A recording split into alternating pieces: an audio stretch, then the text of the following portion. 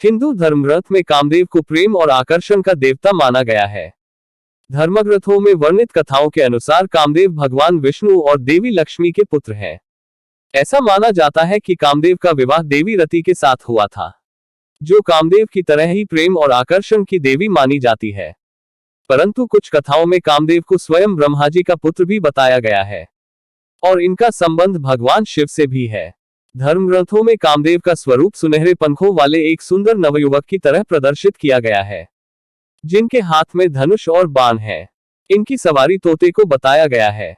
ये तोते के रथ पर मछली के चिन्ह वाले लाल ध्वज लगाकर विचरण करते हैं। परंतु कामदेव को कुछ शास्त्रों में हाथी पर बैठे हुए भी बताया गया है। कहते हैं कि भगवान शंकर ने अपने तीसरे नेत्र से कामदेव को भस्म कर दिया था। उसके बाद उनके अगले जन्म में उनकी पत्नी रति के साथ कामदेव का पुनः मिलन हुआ। तो आइए जानते हैं कामदेव और देवी रति की प्रेम कथा। पौराणिक कथाओं के अनुसार एक समय ब्रह्मा जी सृष्टि के विस्तार की कामना से ध्यानमग्न थे।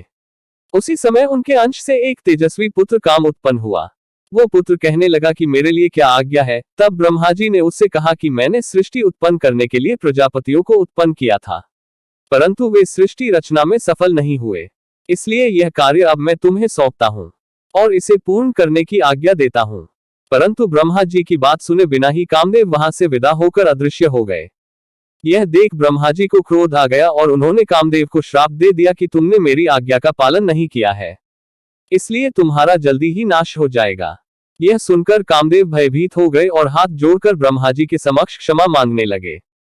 काफी देर तक कामदेव के लगातार विनती करने पर ब्रह्मा जी प्रसन्न हुए और उन्होंने कामदेव को रहने के लिए 12 स्थान दिए। उन्होंने कहा कि हे कामदेव देव, तुम्हारा निवास स्थान स्त्रियों के कटाक्ष, उसके केश राशि, उसकी जंघा, वक्ष, नाभि, जंघमूल, अधर, कोयल की कूक, चांदनी, वर्षाकाल, चैत्र और वैशाख महीना होगा।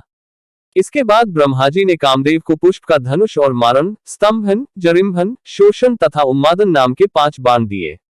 वह धनुष मिठास से भरे गन्ने का बना हुआ था, जिसमें मधुमक्खियों के शहद की रस्सी लगी थी। उनके धनुष का बाण अशोक के पेड़ के महकते फूलों के अलावा सफेद, नीले कमल, चमेली और आम के पेड़ पर लगने वाले फूलों से बने हुए थे। ब्रह्मा जी से मिले वरदान के बाद कामदेव तीनों लोकों में भ्रमण करने लगे और भूत, पिशाच, गंधर्व, यक्ष सभी को अपने काम में वशीभूत कर लिया। इसी क्रम में वे भगवान शिव जी के पास कैलाश पहुंचे। भगवान शिव तब तपस्या में लीन थे। तभी कामदेव छोटे से जंतु का सूक्ष्म रूप धरकर कान के छिद्र से भगवान शिव के शरीर में प्रवेश कर गए। इससे शिव जी का मन चंचल हो उठा। उसके बाद भगवान शिव ने ध्यान योग से देखा कि उनके शरीर में कामदेव प्रवेश कर गया है। जब यह बात कामदेव को पता चला तो वह उसी क्षण भगवान शिव के शरीर से बाहर आ गए और आम के एक वृक्ष के नीचे जाकर खड़े हो गए। फिर उन्होंने शिवजी पर अपन मोहन नामक बाण छोड़ा, जो शिवजी के हृदय पर जाकर लगा। इससे शिवजी क्रोधित हो उठे और उन्होंने कामदेव को अपने तीसरे नेत्र की ज्वाला से भस्म कर दिया।